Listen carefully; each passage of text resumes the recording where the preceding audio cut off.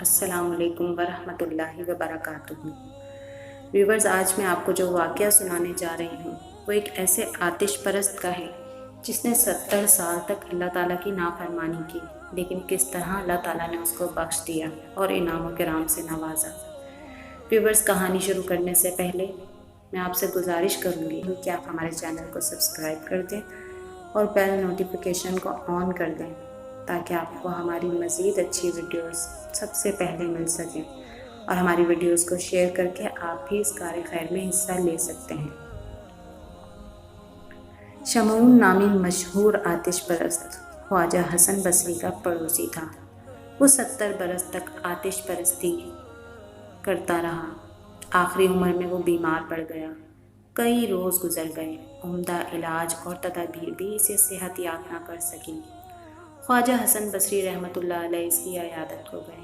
عیادت کے بعد آپ نے اس کو نصیحت کی کہ تم نے ایک عمر کفر و شرک میں گزار دی ہے، اب تم اپنے انجام کو پہنچنے والے ہو تو اسلام لے آؤ، شاید اللہ تعالیٰ تم پر مہربان ہو جائے۔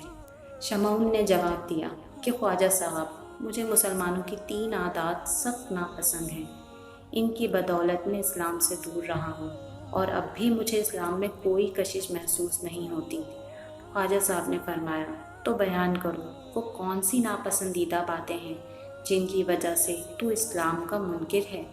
اس نے جواب دیا، اول یہ کہ مسلمان دنیا کو برا کہتے ہیں جبکہ شب و روز دنیا کے مطلع اور متوالے ہیں۔ دوم، موت پر یقین کامل رکھتے ہوئے بھی موت کے لیے کوئی عملی سامان تیار نہیں کرتے۔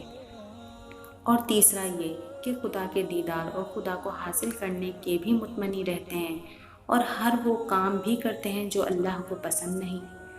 خواجہ حسن بصری نے جواب دیا، تیری گفتگو بڑی اچھی ہے، اس میں حق شناسی کی دلیلیں ہیں، مگر یہ بتا کہ تو نے صرف ان باتوں کی وجہ سے 70 برس آتش پرستی میں برباد کر دیے، جبکہ ایک مسلمان اور کچھ نہ کرے کم از کم اللہ کی وحدانیت پر یقین تو رکھتا ہے، اور اس بات سے اس کو خدا کا قرب تو ملے گا۔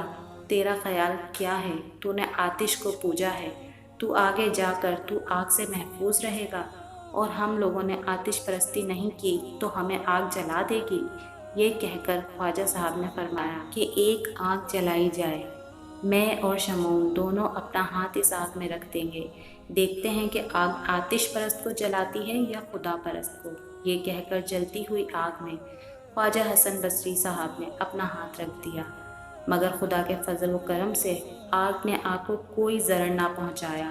شمعون نے یہ روح پرور منظر دیکھا تو اس کا دل ہدایت الہی سے منور ہو گیا اور فوراً خواجہ حسن بصری کے آگے ہاتھ جوڑ کر بولا، حضرت اسی وقت کلمہ پڑھائیے، کفر و شرک میں ایک عمر بسر کی ہے، چند سانسیں باقی ہیں، کیا خبر یہ گھڑی پھر نصیب ہو کہ نہ ہو۔ اس کے ساتھ یہ مطالبہ بھی کیا کہ اگر میں خدا پر ایمان لے آؤں تو کیا آپ مجھے گارنٹی دے سکتے ہیں کہ میں عذاب الہی سے بچ جاؤں گا؟ خواجہ صاحب نے فرمایا کہ کیوں نہیں، میں تمہیں لکھ کر دیتا ہوں کہ اگر تم مسلمان ہو جاؤ تو خدا تمہیں ضرور بخش دے گا۔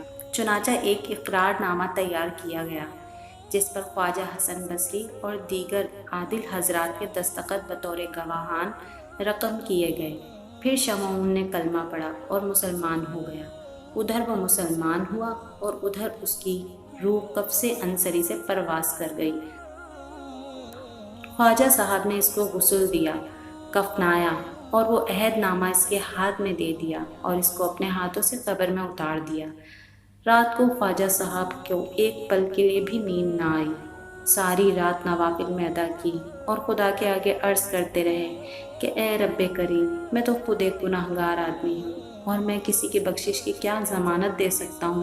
میں نے ایک دعویٰ کر دیا ہے، اب تو میری لاج رکھنے والا ہے، ورنہ قیامت کے روز میں اس شخص کو کیا منہ دکھاؤں گا جس نے میری ضمانت پر کلمہ پڑھا۔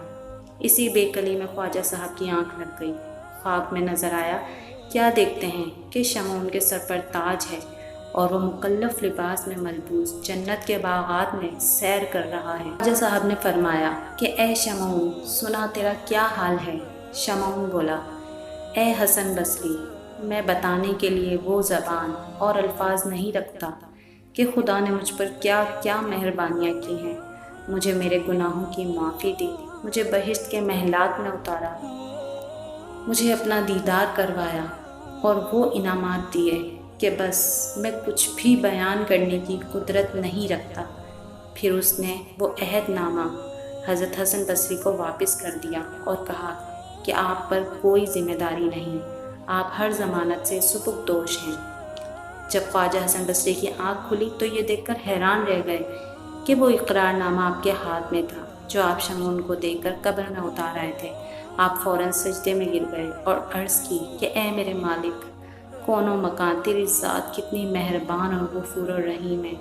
ایک آتش پرست کو جس نے 70 سال تیری نافرمانی کی اور فقط ایک مرتبہ کلمہ پڑھا، تو نے اتنی نافرمانیوں کو بے معنی کر دیا اور اس کو نہ صرف بخش دیا بلکہ اس کو بلند و بالا درجات بھی عطا فرمائے۔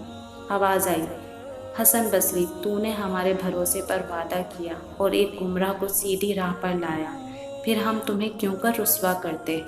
ہمیں تو تمہارا بھرم رکھنا منظور تھا۔ سبحان اللہ۔ ویورز، مجھے امید ہے کہ آپ کو آج کا واقعہ بہت پسند آیا ہوگا۔ اگر آپ کو میری ویڈیو اچھی لگی ہے تو میری ویڈیو کو لائک کرنا مت بھولیے گا۔